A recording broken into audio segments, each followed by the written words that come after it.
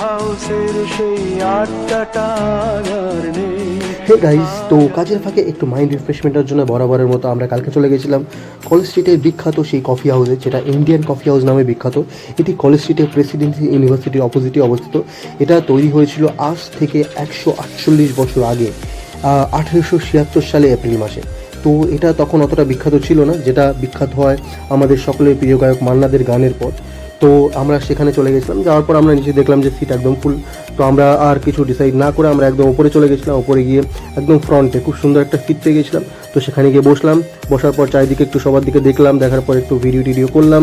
দেন আমরা ফটোশ্যুট করার পর আমরা ফার্স্টেই অর্ডার করে দিলাম চিকেন পকোড়া।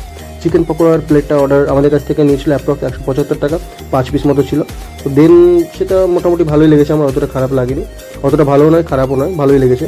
তারপর অর্ডার করেছিলাম আমরা কফিটার দাম নিয়েছিল 136, তো সেটাও বেশ ভালো লেগেছে আমার।